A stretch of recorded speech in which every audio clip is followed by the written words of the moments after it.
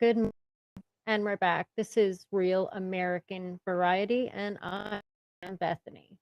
So, my last video, I had planned on filming, editing, and then releasing to YouTube, but lo and behold, I had somehow technologically clicked on something so as that it was an actual live feed, much to my non-knowledge. So that being said, all of this is coming so new to me. Thank you guys so much for being here and being real with me as I fail forward in this endeavor, having absolutely no understanding of technology. I was a cosmetologist for the past 25 years, purposely choosing a career that did not involve computers because of my lack of computer, not only interest, but knowledge.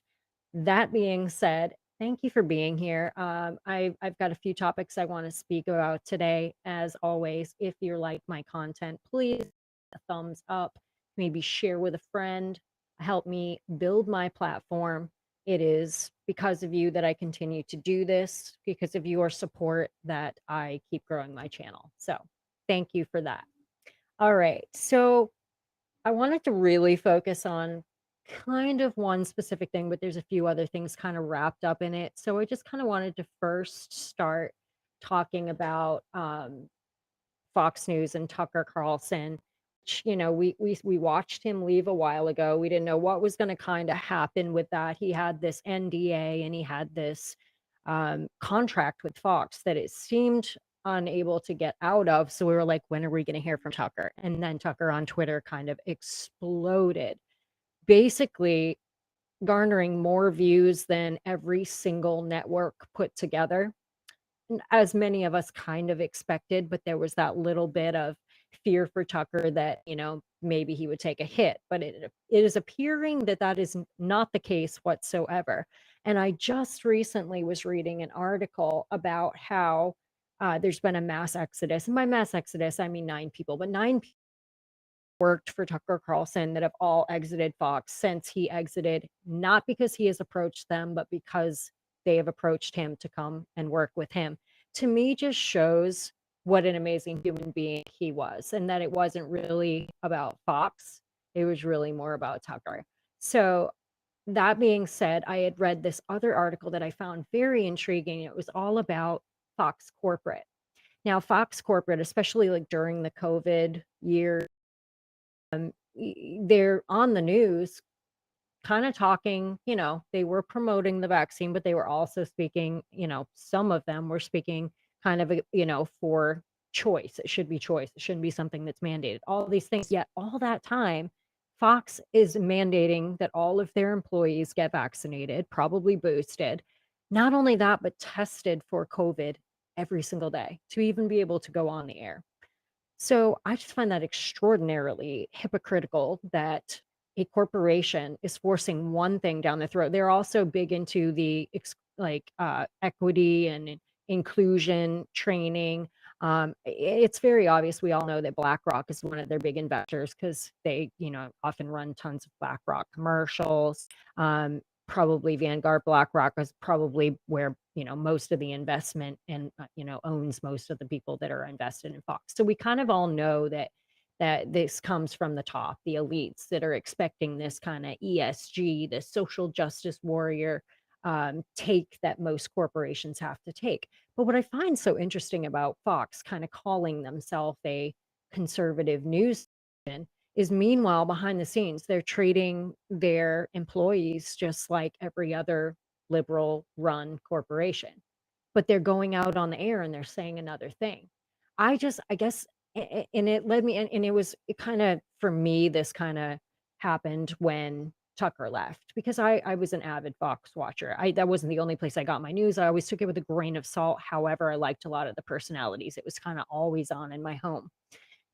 When Fox fired Tucker Carlson, their most popular person, I just was like, huh. And it caused me to kind of look into what's going on there a little bit more. And now I'm like, okay, they've all got this narrative and like probably limits in which they're allowed to go, and they can't kind of go over the edge, which I think Tucker did, which is part of the reason that he's no longer with them. He was one of the only truth tellers on there. But having what happened with him, not knowing what Fox Corporate is having all of their employees doing. I'm like, how can we trust anything that they say? Like they have absolutely no integrity. And I get it. You have a job and you want to keep, and you think you're going out there and you're thinking you're doing good and you're thinking you're doing the right thing. But it's just like, how do you go to sleep at night knowing that you work for a corporation that is forcing you to do and subscribe to things that are totally opposed to what your views are?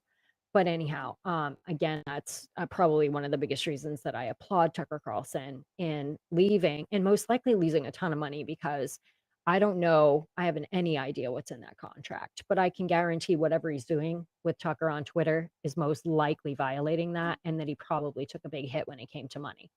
But at the same time, you got to look at, okay, well, he had to think of the future here. And yeah, he probably in the short term lost a bunch of money, but if he had just not said a peep for 18 months, he might have just kind of away. And then when he was allowed to come back, people would maybe been interested in listening to him. So I think in the long run, he actually capitalized on this entire deal. All right. So that, pardon the monologue, that was actually kind of unplanned. What I really wanted to talk about today, because I just find this extremely interesting, is this whole Sisters of Perpetual Indulgence in the Dodgers, the LA Dodgers. Because we had like they came out, they were gonna have these blasphemous LGB drag queen group that dresses up as nuns and, does some really inappropriate things. Especially if you're a Christian, or more specifically a Catholic, it's basically blasphemy, and it would not be tolerated in any other, like if you were to do something similar and be parodying, because they call themselves satirical, the LGBT community, you would be canceled like immediately. But we are in this odd place in society where it's okay to completely blaspheme religion. And to me, that's absolutely baffling. But that is not the only thing that I wanted to talk about. I had seen a video, and of course, I think because they were going to have them, people got really, really mad. So then they said they weren't going to have them. So then the LGB community got very, very mad. And of course, I'm sure being in LA, you've got to bend a little bit more than maybe if you were in Texas. But so then they decided to have them again. Now, they decided to host them an hour prior to the game even starting. So when I saw this video at first, I was thinking, holy cow, there's literally nobody there. There was maybe 50 people in the stands at all whatsoever. And then when I heard, okay, it was an hour before, that kind of makes sense, because, not everybody is going to show up an hour before, but it was clear that they weren't showing up purposely because of what's going on. However, I thought, how just, right? They're basically doing this to an empty stadium because they had absolutely no support. And why is that? Because the people that are going to be not extreme advocates for this stuff. Like they try to make us believe that the majority of people is for all of this.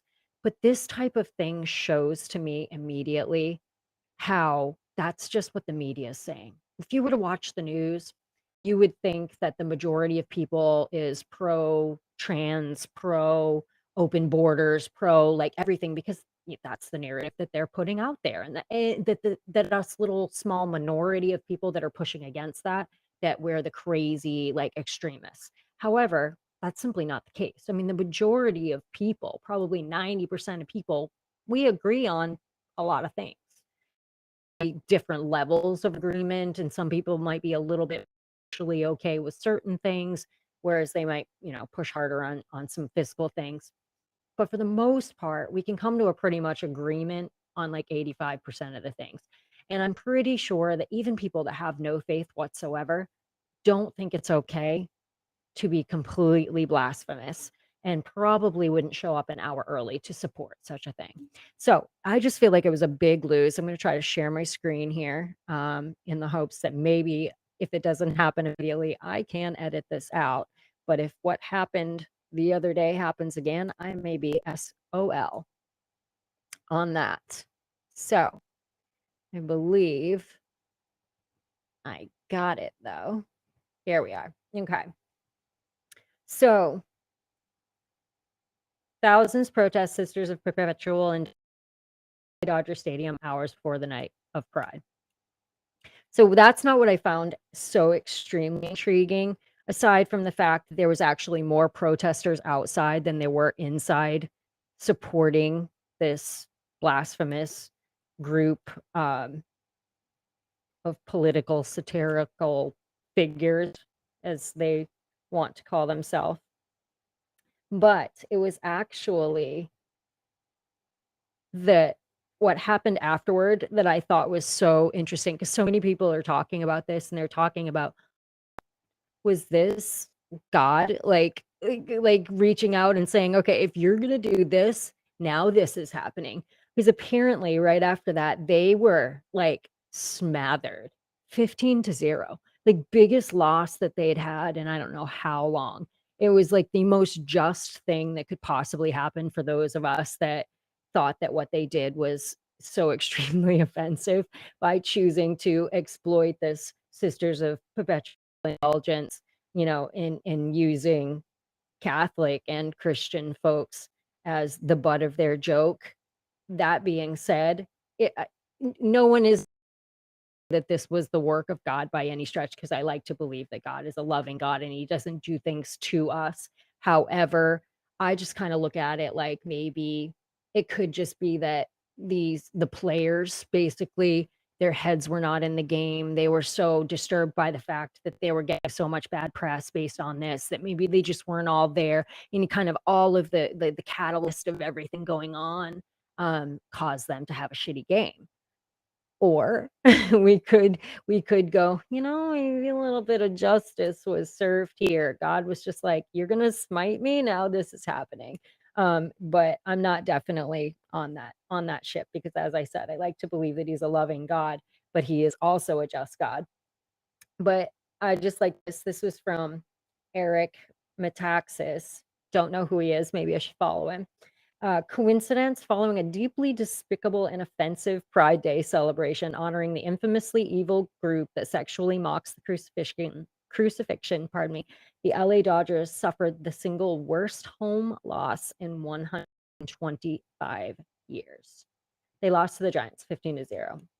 So just wow. Again, how extraordinarily just that was, that happened. And I think that, let's see, so the series, it was the first time San Francisco had won in LA since 2021.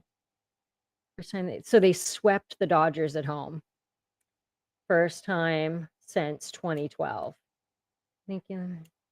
So yeah, extremely great outcome for something that seems to go against the mainstream. Of course, they would be leading us to believe that everybody would be for this. So then I just kind of wanted to segue that into something else that I found that was very, very interesting. And that is the Texas Rangers are Major League Baseball's only team who doesn't have a Pride Night. So we're about the LA Dodgers right now, but when it comes to the Pride celebrations have been going on for quite some time, and nobody's really batted an eye until, I believe, the last couple of years. It's kind of taken a turn. I believe it's being used politically to divide us. I think that they're, especially with the trans movement being such a polarizing topic, I think that to divide us, and politically using that to divide us. And since that's happened, what I find just so terribly sad is because all of the steps forward that gay people made have been taken 10 steps back because of this severance almost in their community, since all of this gender ideology and the trans movement has kind of been in the public eye, to the extent that it seems no matter what I turn on, whether it's TV, YouTube, whatever, and most likely that's because I have all this passion for politics, so I do consume a lot of that type of thing, follow a lot of channels that have that, but it just seems that this is one of the things that is being shoved down our throat at every turn. And I don't want to say it's not important. I just think that there's probably some bigger things that we should probably be talking about right now that they maybe don't want us to look at or pay attention to. So this is a thing that like very easily everybody can kind of really just go at each other on, whether you're on the social justice warrior side, and maybe this isn't even something you totally understand or completely even accept, but you don't want people to think that you're a bad, unloving, non-inclusive person, so you're gonna jump on that side and fight for it, regardless of what you even truly believe about it. Or you stand on the other side and said, "Hey, it's been this way for this many years. You expect me to just overnight be all on something that for my entire life on this earth?" Uh, it also like to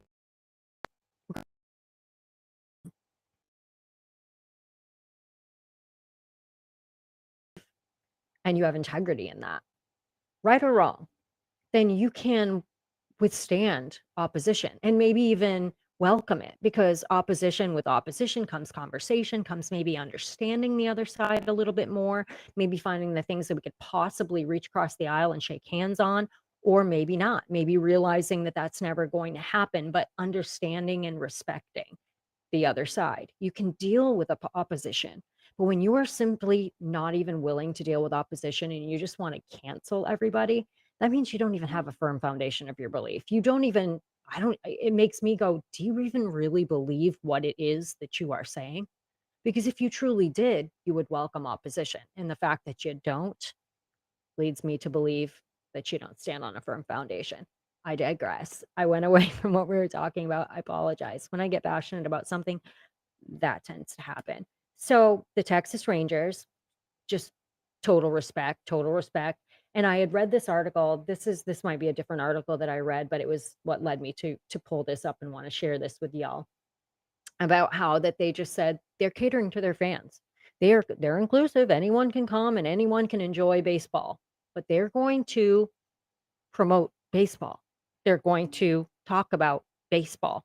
They're going to be baseball because that's their fan base. And that is all it should be. Like, I don't know when it became a thing that sports needed to start supporting the woke left ideology, especially when it comes to like, and I don't say this out of disrespect for the gay community, because I have many gay friends and I don't disrespect gay people at all. I feel a little pushed on some of this newer stuff that's happening. It's definitely divided things for me, but I'm able to separate. Um, Most people that reside in the community are not sports fans, and I can't speak generally for all of them. I'm sure there's plenty in the LGBT community that do enjoy sports, but it's not the predominancy of the butts and seats in those stadiums that are paying for these corporations to make money, for MLB to make money. I guarantee it's your basic hetero, all ethnicities, doesn't really matter, but more masculine type men that enjoy competition. So when you start seeing like the NFL, the NHL, and MLB going crazy woke and selling like pride jerseys and all these things, like I get it. You're appeasing the people at the top of the food chain, the elite that's really pulling all the strings, that, has probably got all the investment money in there. I get it. You've got to appease these folks, but at the risk of losing your fan base altogether. Like, I don't know how many conversations that I have had with people just over the last, like, I guess 3 to 5 years, where this has become such a eye-opening experience with just, the woke mob kind of taking over, that said that they don't even watch it. They don't watch sports anymore. They don't go to games anymore. They don't want to give their money to people that hate them. Like, and I don't mean the teams. This, for the most part, doesn't have a ton to do with the actual players. I guarantee there's some players that don't even agree with a lot of this. But then I saw there was the one baseball player that tried to come out and talk about, I don't remember which team he was on, but he spoke against this Sisters of Perpetual Indulgence thing. And then he got like, they tried to cancel him immediately. So then what does he do? Which to me is just like such a coward move. So I apologize if I'm seeming insensitive to him, but like, if you're going to stand for something, just stand for it. Like, if you issue an apology the next day, did you really stand for it? Like, and I get that sometimes we get heated and we may say something inappropriate, and maybe we may wish that we had chosen those words more wisely so as that maybe it didn't come out so offensive or it mistakenly offend someone we didn't mean to or hurt somebody we didn't mean to. But if it's something that you stand for and then you come out the next day and apologize just to appease the woke mob, like where's the integrity in that? But again, that's because I have nothing to lose here. I'm not, getting paid any money for anything that I'm doing. So if I get canceled, I lose nothing except my own self-respect. So, and actually, I would still respect myself if I got canceled for standing up for my beliefs. So, oh geez, gosh, I hate it when that happens. It's like, no, I'm not going to pay. I'm not going to. I'm sorry. I'm just not going to pay for a news article. So, I guess we'll be moving on. Did I have anything after that? No, I guess that was the last thing. So, the Texas Rangers, kudos to you, fellas, and whoever is running your wing of the MLB, because I think that they are doing something right, and that's caring about their fans. Because as we've seen time and time again, with whether it was Bud Light or Target or Netflix or, you know, MLB to the gaming world, which was a perfect segue into the last thing I kind of wanted to tackle here. And that is um, this whole let me actually preempt this with the fact that I have no idea about the gaming world. It literally doesn't even register on my radar. I do not game. I do not I've never played Call of Duty in my entire life. I've witnessed others playing it. I have no idea how any of it works, but I do know that people that are in that world are, like, in it to win it, man. Like, this is like it's like ride or die, baby. And apparently this Nick Merck guy, who was someone who's been, leading the pack for quite some time. I don't even know what skims are. What I can kind of get out of all of this is skims is essentially like the package of like maybe what, like guns and artillery and maybe like what you wear or whatever that you choose when you go to play the character. Please pardon my ignorance. If you all are gamers, don't judge. Okay. Don't judge. I don't know what the heck I'm talking about when it comes to the gaming. I'm talking about the politics of what happened. But he apparently, after that protest that happened, where the parents came out to protest, I believe, forcing the kids to do some sort of Pride Week or something, and there was a scuffle, and like, the protesters and then the Antifa, I think, were kicking the crap out of each other. He simply tweeted, "Leave the children alone. That's the real problem."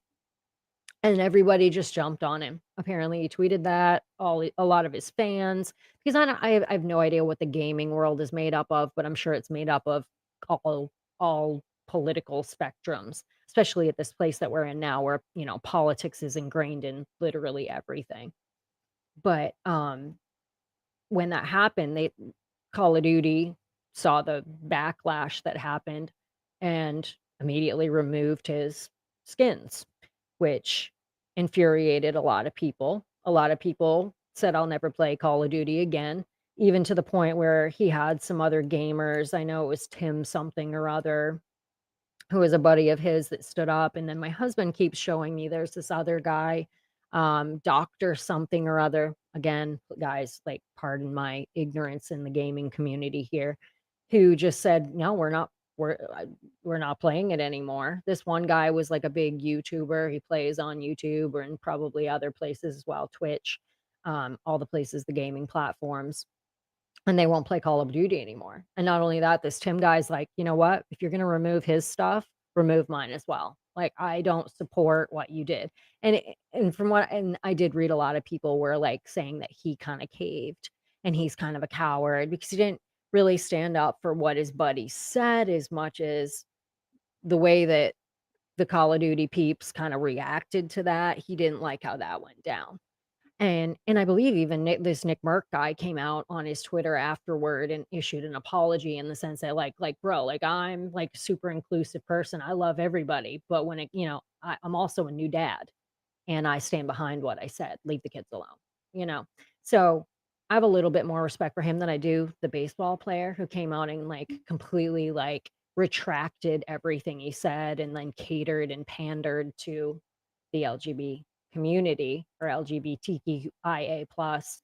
I really do. I'm actually really excited because I'm going to actually have a guest on my next podcast, and he's somebody in the gay community that I've known on TikTok. I since I started, I've kind of been following him, and we've always seen a lot of things eye to eye. So he's going to be my first guest. I'm super excited about this because I just have so many questions to ask in the realm of being in the LGBTQ community because, clearly me, I'm a straight white Christian nationalist according to the left. Um, so I have so many questions on like what it's like. Does he feel like the community is being divided by all this polarization and politicization that is happening? And I really just feel like this new movement is almost an erasure, not only of women, but of gay people. It's almost like the people at the top of the food chain here. It's like they're like, okay, well, if we can use these polarizing topics to make people more homophobic, more racist, more whatever, then they will move everything back. And because I believe the same thing about the race war that's going on right now. It's like I feel like I'm Gen X here. Like I feel like we had made so many steps forward. And now all of a sudden, because they are shoving it in our face for 2015, it's